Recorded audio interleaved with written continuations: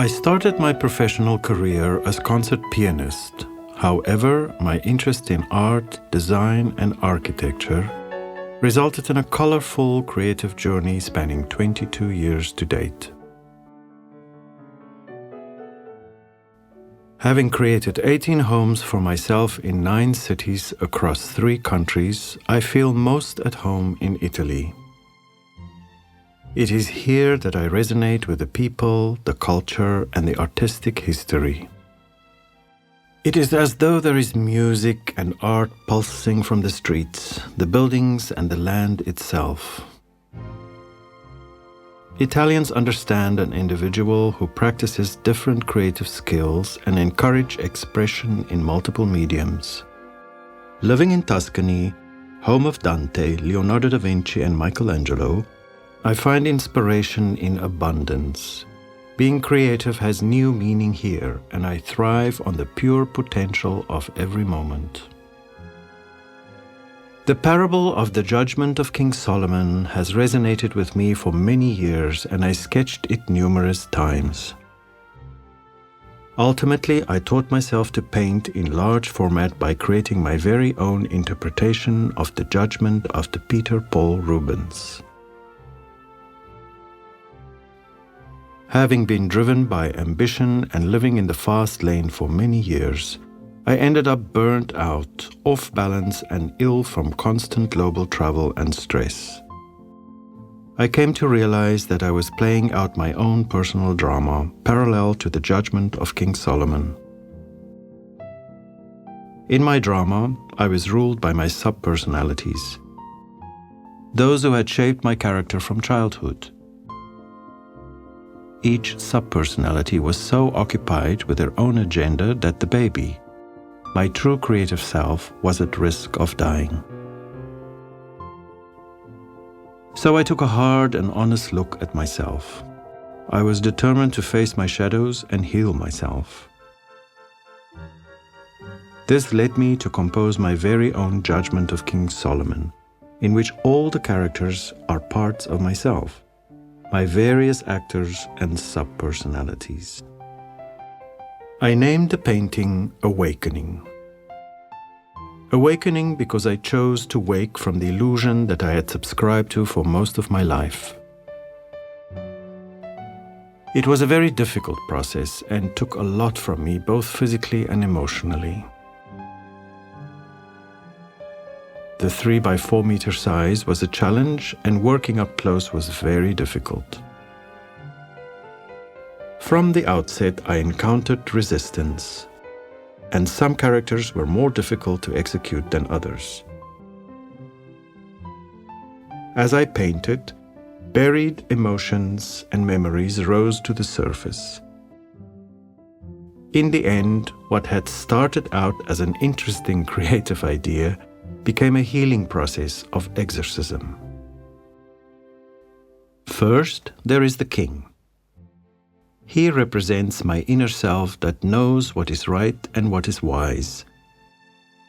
Seated on an ancient papal chair, he holds a green marble orb that symbolizes global citizen and universal wealth. On his lap, an ancient treasure box with sheet music, the content of magic I have access to. To his left, on a gilded stool, we see a professional contract, gold coins, and a crystal glass filled with red wine. All symbols of wealth and the good life. On the far right stands the cardinal. Cold and distant, he keeps himself removed and is protected.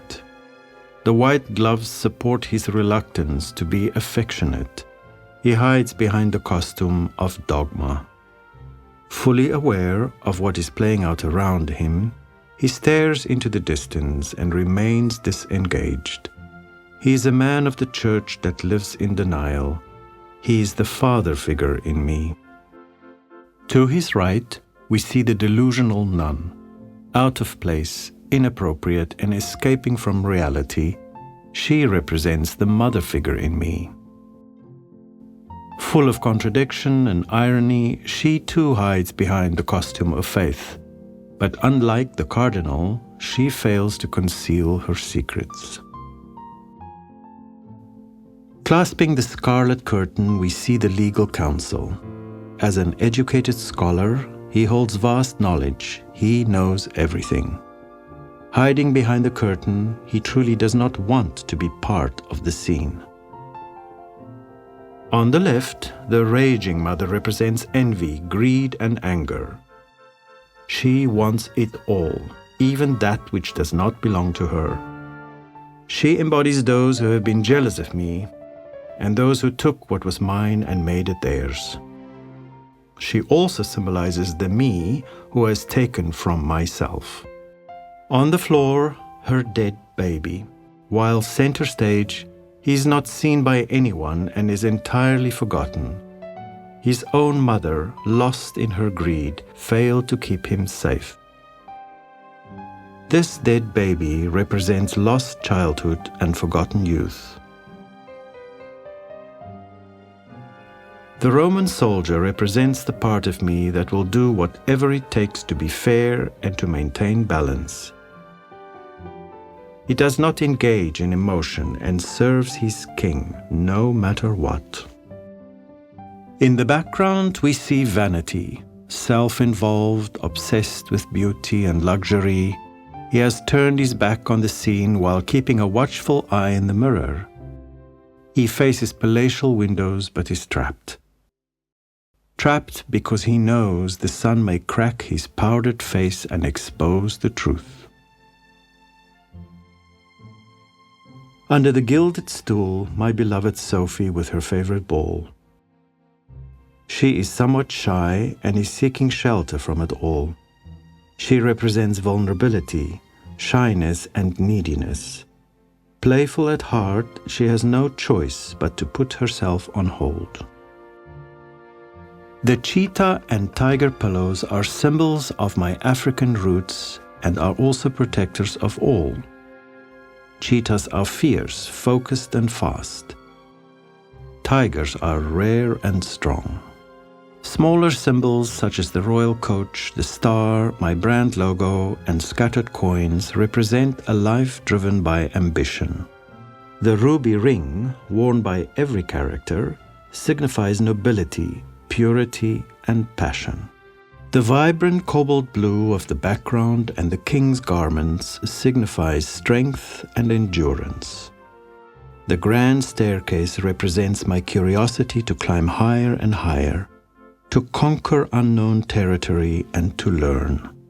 The peacock is another embodiment of vanity, while the Roman sculptures of Antonino Piu and Melpomene represent kindness and tragedy. Finally, the begging mother represents my higher self, the one who is urging me to awaken. She begs me to return to that which I abandoned and is determined to save me. Save the baby, my creativity. Save the true self. Wake up and let go. Start again. Awakened.